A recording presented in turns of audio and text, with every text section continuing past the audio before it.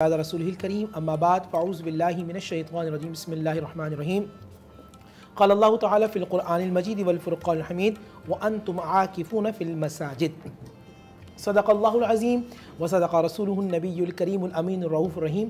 تمام تعریفیں اللہ سبحانہ وتعالی کے لیے اور درود و سلام اللہ کے رسول ہم سب کے آقا حضور محمد مصطفیٰ صلی اللہ علیہ وآلہ وسلم۔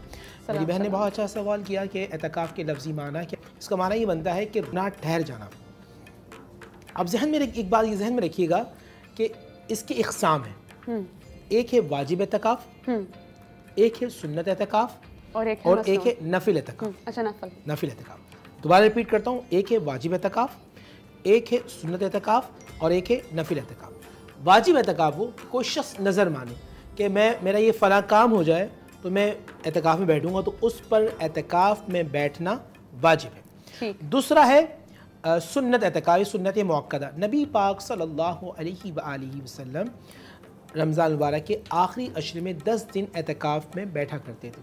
اس کو ہمارے علماء کرام سنت الکفایہ بھی کہتے ہیں کہ میں نے یہ سوال لکھا ہوا ہے کہ یہ الکفایہ کیا ہے، کیونکہ کبھی جب ہم پڑھ رہے ہوتے ہیں نا تو ایسے الفاظ آتے ہیں کہ آپ نے بے شک اپنی آنکھوں سے دیکھا ہو، چونکہ آپ کو مطلب نہیں پتا تو آپ وہاں کنفیوز آ جاتے ہیں کہ اس کا مطلب کیا ہے۔ اب میں بتاتا ہوں آپ کو۔ دیکھیں، ایک ہوتا ہے کہ فرض عین ہوتا ہے اور ایک ہوتا ہے کہ علی الکفایہ۔ اب یہ سنت علی الکفایہ، سنت علی الکفایہ میں یہ ہے کہ اگر کوئی بھی شخص، علاقے کی مسجد ہے، اگر کوئی بھی شخص اس مسجد میں ایک شخص بھی بیٹھ گیا تو تمام کی طرف سے وہ ادا ہو جائے گا، اعتکاف کنسیڈر ہوگا، اللہ کی بارگاہ میں کنسیڈر ہوگا۔ کوئی بھی شخص مسجد میں نہیں بیٹھا پھر سب گناہ گار ہو۔ اسی طرح جنازے کے حوالے سے بھی ہے کہ جنازہ بھی علی الکفایہ ہے۔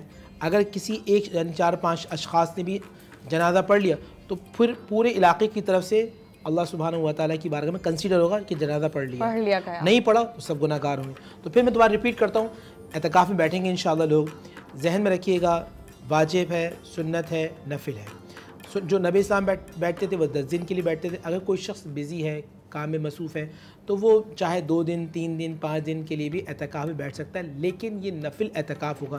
یا آپ جب بھی جائیں، مثال کے طور پہ مسجد میں جائیں، آپ اذان ہونے سے پہلے چلے جائیں، ٹھیک ہے نا؟ یہ نفل اعتکاف کی بات کر رہا ہوں میں ناظرین، کیونکہ آپ بزی تھے، آپ کسی کام میں مشغول تھے، آپ عصر میں، ظہر میں پہلے چلے جائیں اور آپ 1-2 گھنٹہ بیٹھ جائیں، تو نویت سنت الاعتکاف للہ تعالی۔ آپ جتنی دیر مسجد میں بیٹھے رہیں گے آپ کو اللہ سبحانہ وتعالی اعتکاف کا ثواب عطا فرمائے گا۔ اگر آپ 10 دن اعتکاف میں بیٹھتے ہیں، اس کی خاصیت، اس کی ویلیو ہے، اللہ کے نبی صلی اللہ علیہ وسلم نے ارشاد فرمایا کہ جو شخص اعتکاف کرتا اس کا چہرہ جہنم سے 3 خندق دور کر دیا جاتا ہے۔ اور ایک خندق کی پیمائش کتنی ہے؟ یہ بڑا اچھا سوال کیا میری بہن نے۔ ایک خندق کی پیمائش زمین اور آسمان کے برابر ہے، یعنی آپ کا چہرہ جب اتنی دور کر دیا جائے گا تو آپ اندازہ کیجئے کہ آپ جہنم سے کتنا دور ہو۔